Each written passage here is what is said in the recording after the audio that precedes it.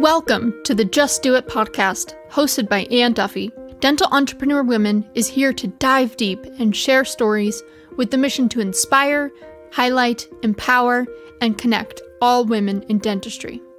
Hello, everyone. It's Anne Duffy, and welcome to the Just Do It podcast.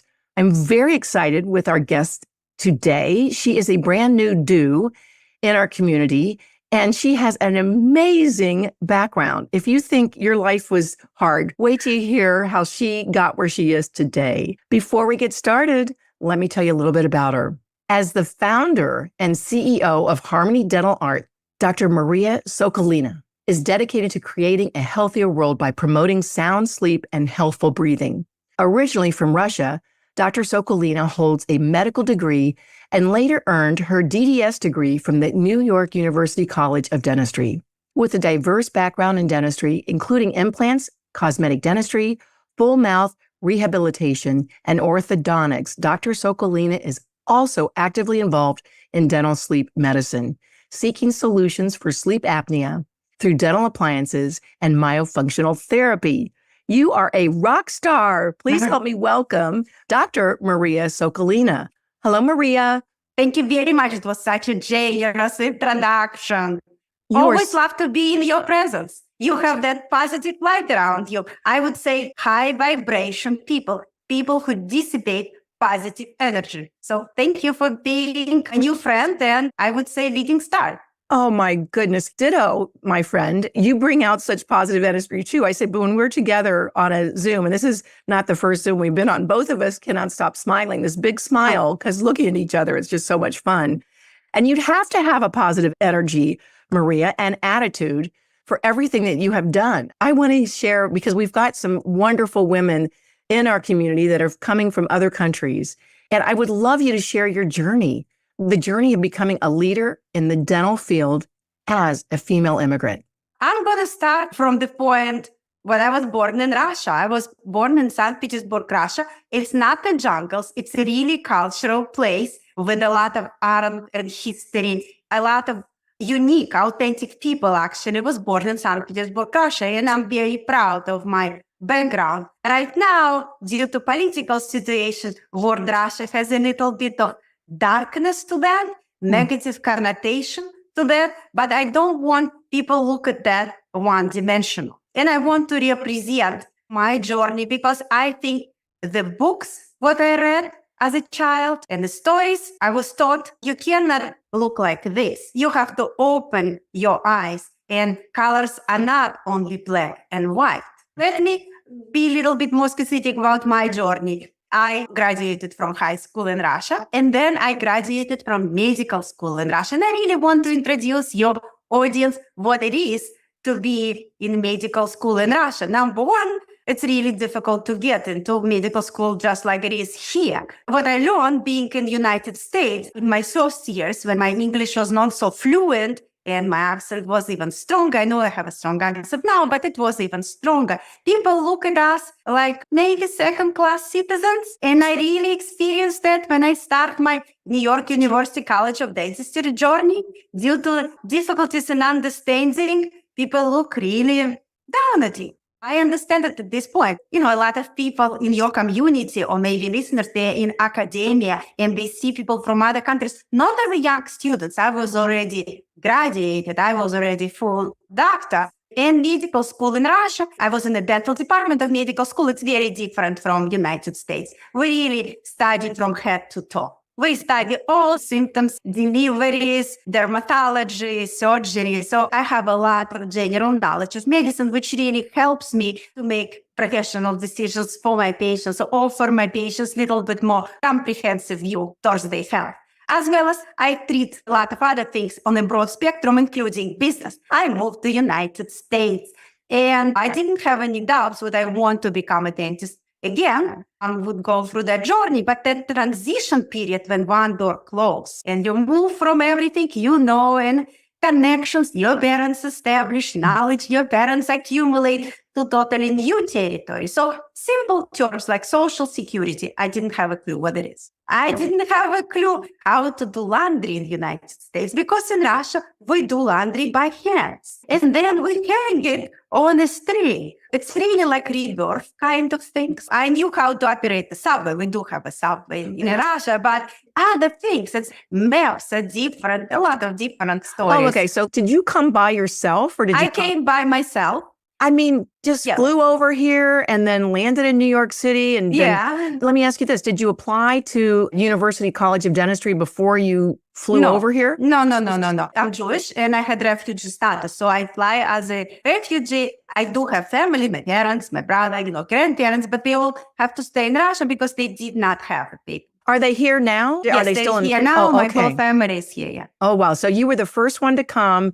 You must be so darn bright. I mean, how in the heck can you get, first of all, into medical school in Russia? I can imagine how hard that is. Go through medical school. You're a doctor. You come here. And then when you went to New York University College of Dentistry, what did you have to do the 3 or 4 years to get your entire degree? I have to do 3 years. You have to start all over again because education here really specifically about teeth and dental development. That's very different. The transition here, I really have to learn a lot of trades, like jack of all trades, because in the beginning you have to somehow support rent. Wow. I did a different trades. I learned a lot from cleaning houses. So I'm not embarrassed by that. Babysitting was my significant source of income. So you're babysitting while you're going to dental school. No, but before, because Before. I have to stay 1 year ahead of the transition, then I have to do my board, I have to do my English test, and I have to live in the United States at the same time. So I have to do all of that. And then I applied to NYU and I was accepted and I start, but I have to support myself also. Let me ask you this. Was there anybody else in your class at NYU that was from Russia? Yeah, it was a lot of people with a similar story like mine. Some of them came with the families and they have to support the family. Some of them came by themselves because at that time in Russia, it was 90s, and 90s in Russia, it's a transition from communist system to capitalist system. What I had the opportunity to experience that transition, just like you watched the movie Once Upon a Time in America, I actually lived once upon a time in Russia, that time with the gangsters. We call it racket, when somebody would come to you and ask for money to protect you from some other gangsters. So that was interesting dance to do also. Wow. That's why we were talking about bright or brave and all these big words, but people come here for a reason. They come here for better life. Wow, that is beautiful. Yeah, Coming to America. Do you still watch that movie? Does it make you laugh or does it make you cringe when you watch that? It was an American story, and a lot of things I'm watching, I have to absorb them because that's going to help me to live here. So that's part of American history, and I like to absorb it. But it's a very cliche to say, but I do still feel that way with the political changes, all of that. People sometimes don't understand how lucky they are to live in this country. Yes, it's so good. I want to bring that cliche back. That's beautiful. And we hope that all those that are listening right now will feel that way, especially with the politics in America coming forward. And we're very lucky. We're very grateful. And it's nice to show our gratitude for living in America. So you've built this community and now you're into sleep medicine, which makes more sense to me because of your complete medical background that you've had in studies. But what motivated you to start building the community? Because you've got implants, cosmetic dentistry, full mouth rehabilitation, and orthodontics, and now sleep. What has made you want to go dive deep into the sleep medicine arena? If people have trouble sleeping or they have a lot of nervous energy, clenching forces inside, they can break everything and anything what I create. First of all, I started because I didn't want things to relapse, not talking about details, technical terms, and I learned about sleep. And then I realized how many of my patients do have a sleep problem. From every 10 patients come to my office, 3 of them. For people who don't do sleep, for whatever reason, they didn't find it interesting or successful, at this point, it's necessity because we live in that evolutionary stage. And if you, again, limit yourself to just feelings, crowns, you're not seeing a bigger picture, you open yourself to a lot of stressful adventures with a lot of sweat on your back. Yes. That's the reason why I learned sleep and doing sleep and doing myofunctional therapy with sleep, I was able to explain, first of all, for myself and for my team, and now for my community, the connections between different accidents, I would say, or between different reasons, to create more comprehensive picture of dental health or overall health. Okay. If I put it in a brush strokes, that story with the sleep. And you asked me first question about the community, and I'm fascinated with your ability and energy, strategy, and effort to build a community, because I think in this stage of our also evolutionary development, when we all connected with the devices and become even more separated from society, well, let's put it this way, people or leaders who have a desire to build a community, who have an essence to build a community, they're doing something wonderful. There's something about being able to speak with somebody that gets you, that gets the reason behind, for instance, for sleep, like a whole community of doctors and practitioners that are talking about sleep and how important it is, how to control it, how to help people that don't have it. When you say 3 out of 10 patients, that's incredible. That is a good research study for the world. 3 in 10 patients, it's probably 3 in 10 human beings have sleep problems. It is good. And it's important to build a community because that's who gets what you're talking about and can give you tips and tricks and things that you may not have been able to learn on your own. It's just something to be able to lock arms to build that knowledge base up and the service that you're providing for patients. I've practiced hygiene for 46 years. So we weren't basically a sleep office. So I would ask my patients, do you sleep well? And that would be anecdotal. How do you find out whether they sleep well or not? Usually we try to have it embedded into conversation. First of all, there are some signs, and they're so close to our eyes, to hygienists, to dental assistants, and to providers, to whole team.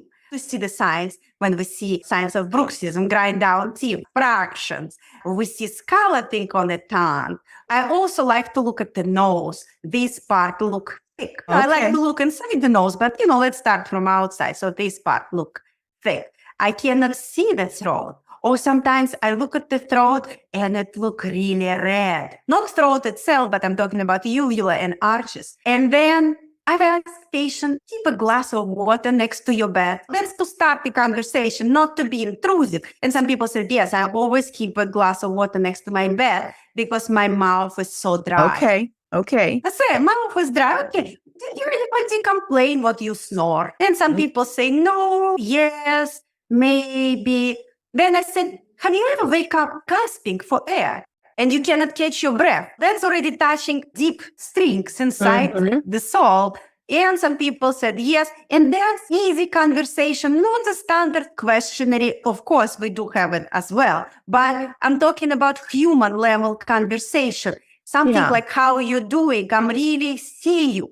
I see inside of you. I want to help you. And they're open again to conversation. And those conversations, they're not going to end up right away to sleep study, referral to medical doctor. It's going to create the line of communication what you can build everything upon with the time. You have wonderful people who help practitioners, dental assistants, hygienists in your community. Also, you have people who surround that. And I want them to know the dynamic of business. And when they approach the physicians, they have knowledge for them to discuss whatever products or services they want to offer to the physician. I agree with you. And I think that's so important because it's really just moved into the dental arena in the past maybe 5-10 years. So it's very new for dentistry, I think. And here we are, we're right there with the patient in the mouth.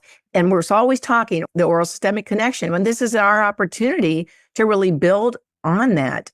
And we have to do that in a professional manner with the right information to give to the medical community if that's the route that we have to take. The other thing is that you started your practice, Harmony Dental Arts. Did you have some challenges when you started your practice, like getting out of NYU? And did you do a startup, Maria? Did you go into an associateship? What did you do in the beginning of your journey? That was actually a rapid journey. And I want to bring important principles, what I didn't understand that time. I was always a good student. I'm very diligent. And I had the general practice residency. And it was a great training. And I feel, I have wings, but I can't fly. And I didn't understand why I cannot fly. I work I would call it underserved population. I work in the difficult areas where I cannot stop on a red light for 2 years. And it gave me a lot of experience treating children and doing different procedures because I was able to do those procedures. And then I always have a desire to have my own business.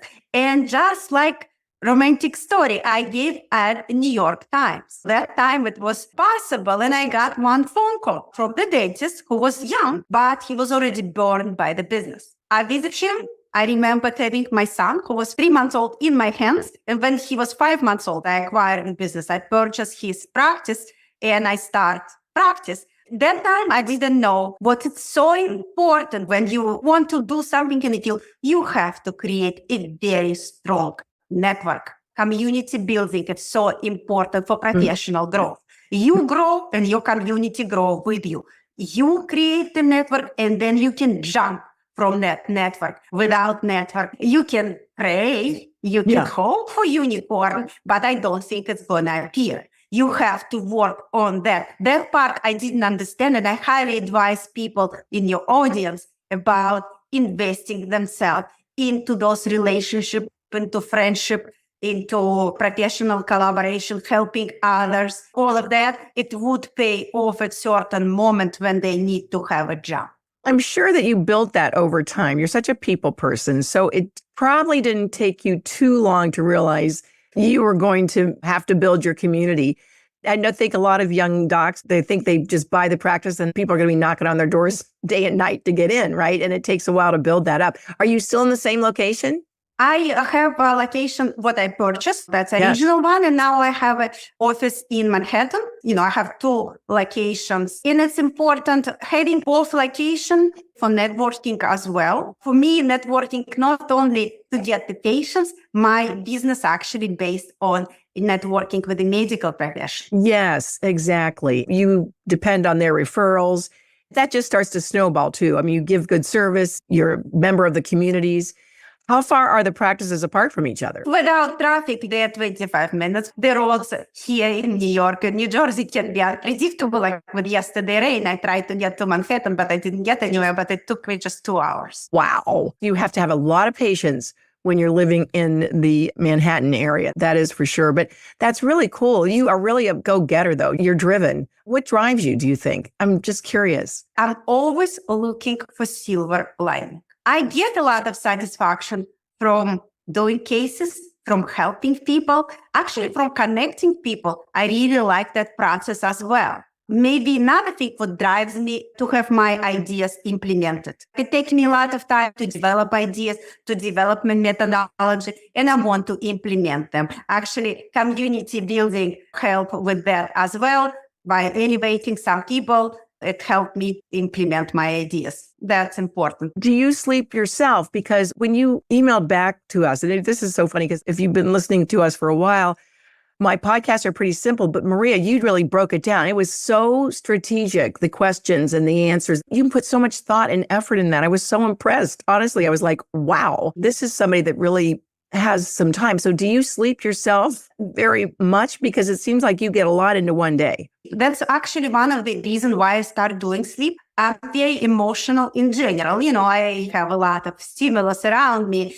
Insomnia was a problem for me. I have 2 boys and one boy didn't want to sleep for 13 years, I would say. That really messed up my own sleep schedule, but I don't work at night. I highly value circadian rhythm and all that. I go to bed early and I wake up early, not super early, but this is my principle. If I create something, I put a lot of effort because I want the person who I work with to be respected, to feel what I prepare myself for that time. I do the same thing with my patients. I put a lot into homework. A lot of times people just show up, here we are. What am I going to do? No, I don't want that. I want to make sure what every minute would be valuable, would bring somebody else benefits. They don't waste their time by spending time with me. You just impressed me because you went over and above and it was just delightful. And I really appreciated that. I appreciate you for that. That's absolutely beautiful. one of my dear dues, Sonia Bekar, has written for us. I think I mentioned her before, and she just graduated from dental school in Turkey. She's from Iran, and she wants to move to the United States someday. So what advice would you give her, Maria, if she is going to embark on that journey for herself? Number one, she has to get ready to the fact it's going to be hard. It's not easy for anyone. And you have to look for silver lining. My second advice, you're going to work. You're going to run. And you're going to wait for the time, but you're going to create that serenity. Your team going to be trained. Your supplies going to be right. Your schedule going to be full. And I want to share with future dentists or hygienists, it's not going to happen. Oh, okay. I was going with you there for a minute. Okay. It's not going to happen. It's going to be constant growth and constant change, and you have to adapt constantly. And it's going to be 5 years, 10 years, 15 years, and 20 years. Yes, with your experience, when you already learn certain steps, especially technical procedures, and your life as a clinician going to be easier because you've been there before. But surprises with the technology, they're going to be challenging, and it's going to be more and more technology. And if you want to stay like this, that's not going to happen. Technology going to be there, telemedicine, you have to stay on top of changes. You have to learn. And people around you, your team, they're going to surprise you because they're people just like you, and they're going to have good days and bad days. And you have to wake up every morning and say, today, I'm going to be very adaptable to all the changes. And that's going to be my unicorn, my silver lining, or whatever it is. So then that would be my advice to somebody who wants to move to United States. You're going to have all the knowledge eventually. You're going to learn what Social Security is and how to become a dentist in the United States, how to do all the licenses and courses. But it's still going to be a lot of surprises. And it also makes me think, and I hope that if people are listening, they can reach out to you because how wonderful would it have been to have met you when you were a young girl coming to the United States, right? Because I know that you would just pour into somebody and just help them any way you could, because you've been there, done that. It sounds like another community that you might have to form, Maria, because it is happening more often in our country that we're bringing in people from all over the place and they need a helping hand. It isn't easy. And I guess if it was easy, everybody would do it. But it just makes me, again, so proud of what you've accomplished so far. What's on the horizon? So you're building your community with sleep. What's your 5-year plan for that community and for your practices?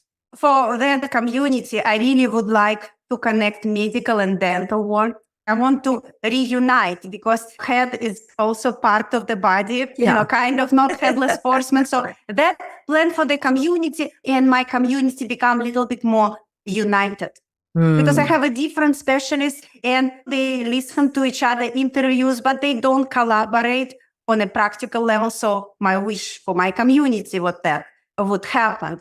And what treatment would I provide to my patients are going to become more standard of care, more known. And for that, I have public speaking opportunities and through my writing. Just like for your magazine, I submit articles for different magazines. So I want to let people know through collaborations, through different approach of traditional medicine. I'm not talking about something outside of the scope of practice. You can get your patients a better chance of cure or better treatment. I think that's so cool, though, in the sense that you are constantly wanting to learn and give back and grow. And again, you go to the meetings sometimes and we need all different perspectives, all different personalities, all different dialects in a sense, and accents and things like that, because that's the United States. That's the world that we live in right now. And you can bring something so special to our dental communities. And I really hope that you will be able to grow your community with sleep. And then again, within the DeW community. I really hope so. That are in sleep and that would love to get some of your expertise and back and forth, because that's how we all grow, is to be open. I love your openness and just the light that you see at the end of every tunnel you enter. It seems like that's what gets you on the other end, on the other side, and it helps you grow, and it will help us all grow in this industry. I really hope so. And for the DeW community, for your audience, I really would appreciate if you join my community, Partners Snoring Breaking Health, or my Instagram. I put it all behind me. And I do have a, let's call it freebie. I create a survey called Myofunctional Therapy and Sleep. And I'm going to share the link. The person who fill out the survey going to give the idea where they are on their journey, because doing a lot of things before you go to sleep or maybe during the day going to promote a better sleep at night.